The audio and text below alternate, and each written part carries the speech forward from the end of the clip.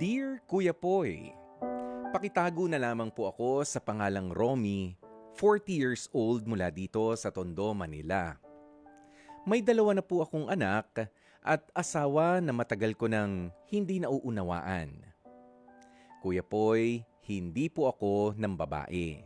Hindi rin ako nalulong sa masamang bisyo. Pero may kasalanan akong maituturing kong napakabigat. Aminado po kasi akong parang napabayaan ko ang aking pamilya dahil hindi ko sila nabibigyan ng tamang oras at panahon kahit nasa tabi lamang nila ako. Noong una kasi akala ko normal lang ang ganito.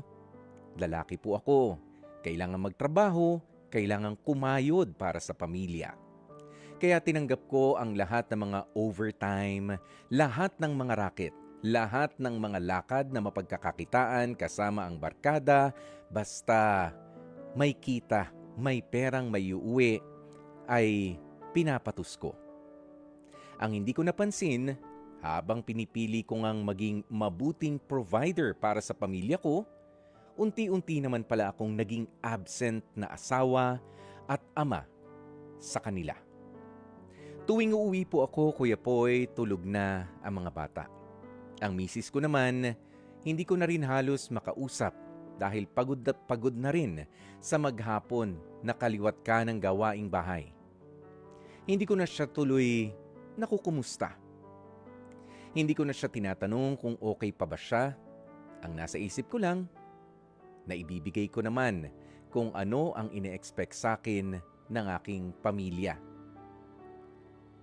Hanggang isang araw, Kuya Poy, napansin kong parang iba na, lalong-lalo na ang aking asawa. Hindi na siya nagagalit sa akin, hindi na siya nagrereklamo, sobrang tahimik na lamang siya. Nakakabingi ang katahimikan. Mas masakit pala yung ganun, yung wala ka nang naririnig, parang wala ka na ring halaga. Sinubukan ko namang bumawi. Umuuwi na ako ng maaga, tumatanggi na ako sa mga racket na ino-offer ng mga kaibigan ko para pagkakitaan. Kaya ngayon, nagyayaya ako ng kwentuhan o kumustahan. Pero Kuya Poy, parang may pader na talaga sa pagitan naming dalawa. At doon ko nga na-realize na para bang huli na ang lahat. Hindi galit ang misis ko sa akin, hindi rin siya nagseselos, hindi rin siya nag-uusisa. Pero ramdam ko na para bang nawalan na ako ng puwang sa puso niya. Nandun pa rin naman siya bilang asawa, pero wala na yung lambing. Wala na yung tiwala na ako ang kakampi niya sa lahat ng bagay. Pero ito, minsan ay tinanong ko ang asawa ko kung mahal pa rin niya ba? Kung mahal niya pa rin ba ako? Hindi siya sumagot. Pero umiyak siya, Kuya Poy. Masakit pala na hindi ka nga iniwan, pero parang wala na rin sa iyong harapan. Yung tipong napakahirap ng ipaliwanag. Pero ngayon, porsigido po ako at sinusubukan kong buuin ulit ang pamilya ko na para bang lumayo ang loob sa akin. Hindi ko alam kung may pag-asa pa. Hindi ko rin alam kung mapapatawad pa ba nila ako.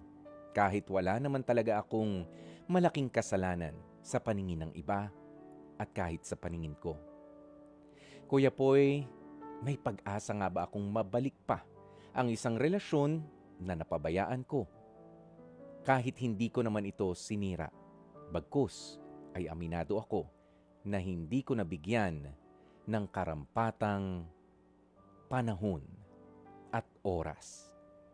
Lubos na nagpapasalamat, Romy. Napakinggan po natin ang kwento na ibinahagi nitong si Kuya Romy na wala naman pong masamang intensyon, wala nga raw siyang masamang ginawa pero aminado at medyo late niyang na-realize na kinulang siya sa oras at panahon na ibinibigay sa kanyang pamilya.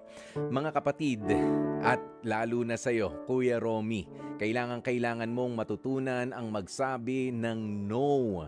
O dapat na iset mo yung priorities mo ng tama sa ngayon. Yes, maganda nga na tayo ay nakapagpo-provide para sa ating pamilya ng pera na pangangailangan para sa mga pang-araw-araw na mga gawain natin. Pero huwag kalilimutan na kailangan din ng bawat isa sa miyembro ng ating pamilya, ng asawa mo, ng mga anak mo, yung oras mo, yung pakikipag-usap mo. Bukod doon sa physical presence mo, kailangan ikaw ay nakakausap nila. Yung komunikasyon.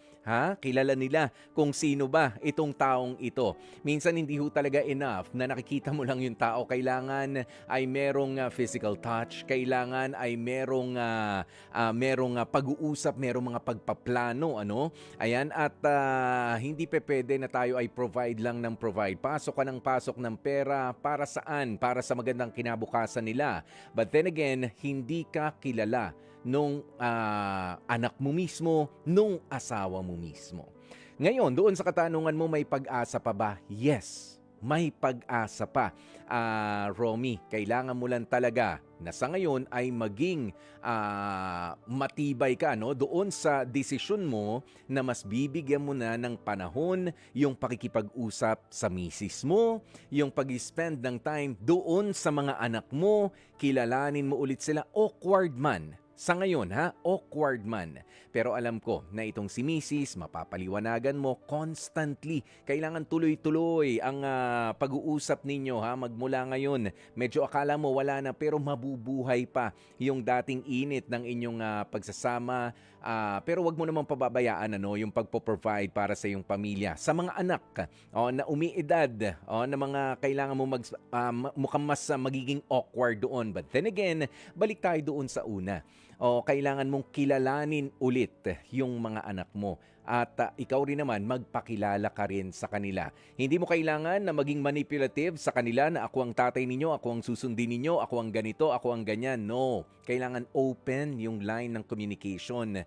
Nasasabi mo sa kanila ang gusto mong sabihin, sila rin naman ay nasasabi ang gustong sabihin nila sa'yo.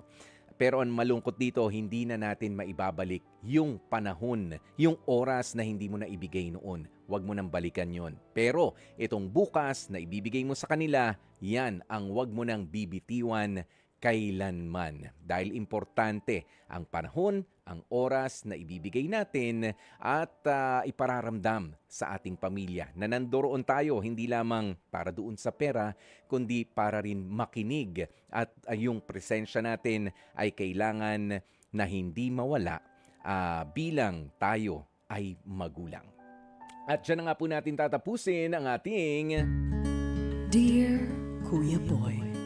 Mga kapatid, dito tayo sa totoo. Dito na tayo sa True FM. Mag-subscribe at mag-follow na sa social media accounts at True Network PH sa FB, Instagram, X na dating Twitter, YouTube, TikTok, and podcast.